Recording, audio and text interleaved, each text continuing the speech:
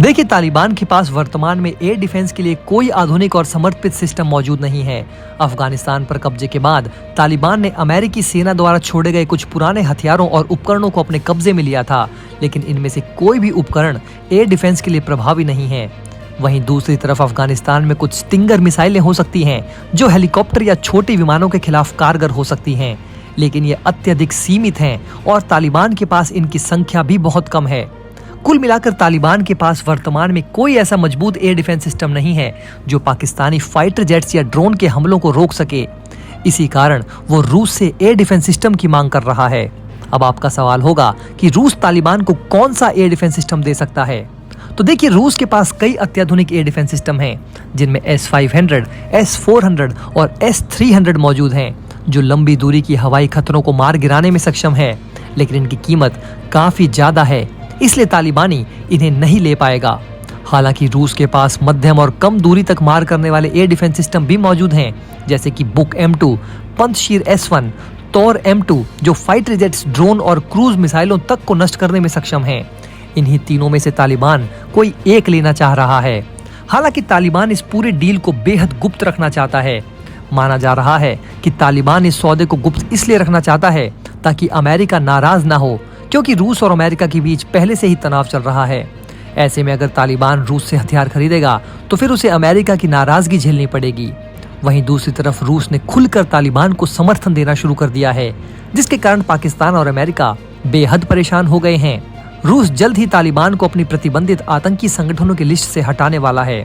ये जानकारी कुछ दिन पहले ही रूस की स्टेट न्यूज एजेंसी RIA नोवोस्टी ने दी है। इसके साथ ही रूस के विदेश मंत्री ने तालिबान को लेकर एक बेहद इंपॉर्टेंट बात बोली थी।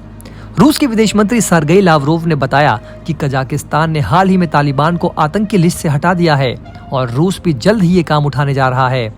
लावरोव ने कहा, तालिबान एक असली ताकत है और हम उनसे अलग नहीं हैं। हमारे सेंट्रल एशिया के सहयोगी भी उनसे अलग नहीं हैं।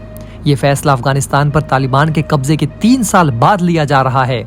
आपको बता दें कि पिछले साल के अंत में कजाकिस्तान ने तालिबान को बैन किए गए आतंकी संगठनों की लिस्ट से हटा दिया था। रूस ने भी तालिबान पर कई पाबंदियों के बावजूद उससे अपने संबंध बनाए रखे हैं। हालांकि रूस ने अब तक तालिबान को अफगानिस्तान की सरकार के रूप में आधिकारिक मान्यता नहीं दी है। आइए अब जानते हैं कि तालिबान रूस से हथियार के अलावा और क्या खरीदना चाहता है। रूसी मीडिया तास की रिपोर्ट के अनुसार अफगानिस्तान ने रूस से तेल खरीदने की भी इच्छा जताई है, यानी कि तालिबान रूस से दोस्ती निभाने के मामले में भारत की तरह व्यवहार करना चाहता है। अब आपका सवाल होगा कि आखिर तालिबान पर बैन क्यों लगाया गया था, जिसे अब रूस हटाने की बात कर रहा है। दरअसल 1999 में संयुक्त राष्ट्र सुरक्षा परिषद यानी UNSC ने एक रेजोल्यूशन पारित किया था, जिसमें कहा गया था कि तालिबान दुनिया भर के आतंकी संगठनों को पनाह देकर उन्हें प्रशिक्षण देने का काम करता है। इसके बाद रूस के राष्ट्रपति व्लादिमीर पुतिन ने एक प्रस्ताव पर हस्ताक्षर किए थे, जिसमें इस रेजोल्यूशन को स्वीकार करते हुए तालिबान पर पाबंदियां लगाने की बात की गई थी। 2003 में रूस की सुप्रीम कोर्ट ने तालिबान को आतंकी संगठन घोषित कर दिया था। रूस ने कहा था कि तालिबान के चेचन्या के अवैध संगठनों के साथ संबंध हैं और वो उज्बेकिस्तान, ताजिकिस्तान और किर्गिस्तान पर कब्जा करने की कोशिश कर रहा है। वहीं 2017 में रूस ने अफगानिस्तान की तत्कालीन सरकार और तालिबान के बीच समझौता कराने की कोशिश की थी, ताकि वहां शांति स्थापित हो सके। पिछले कुछ दिनों से अफगानिस्तान में तालिबान सरकार को पाकिस्तानी फाइटर जेट के हमलों का सामना करना पड़ रहा है, जिसके कारण मदद मांगने के लिए तालिबान रूस की शरण में जा पहुंचा है। इस मुश्किल हालात में तालिबान ने रूस से मदद की गुहार लगाई है। अब मेरी बात जरा ध्यान से सुनिए। बार बार पाकिस्तानी हवाई हमले से परेशान होकर तालिबान चाहता है कि रूस उन्हें एयर डिफेंस सिस्टम और एयर स्पेस कंट्रोल के लिए उपकरण मुहैया कराए। लोगों का मानना है कि वैसे तो तालिबान की नजर रूस के S-400 डिफेंस सिस्टम पर है, लेकिन इतना महंगा मिसाइल डिफेंस सिस्टम खरीदने के लिए तालिबान के पास पैसे नहीं हैं। दरअसल पाकिस्तानी वायुसेना के फाइटर जेट और ड्रोन लगातार अफगान एयर स्पेस में घुसकर तहरीक तालिबान पाकिस्तान के ठिकानों पर हमले कर रहे हैं, जिससे कई निर्दोष लोग भी मारे जा रहे हैं। ये सब देखते हुए भी तालिबान कुछ नहीं कर पा रहा है, क्योंकि उसके पास कोई भी एयर डिफेंस सिस्टम मौजूद नहीं है। हालांकि जमीनी लेवल पर तालिबान ने पाकिस्तान के प्राण सुखा दिए हैं, लेकिन हवाई हमले के मामले में पाकिस्तान को अमेरिका का पूरा समर्थन है। इसी कारण अपनी हवाई सुरक्षा के लिए तालिबान रूस की शरण में जा पहुंचा है। इस वजह से तालिबान और पाकिस्तान सेना के बीच तनाव भी बढ़ रहा है और माना जा रहा है कि जल्द ही दोनों देशों के बीच एक युद्ध शुरू हो सकता है। तालिबान की तरफ से दिया गया ऑफिशियल स्टेटमेंट जरा ध्यान से सुनिए।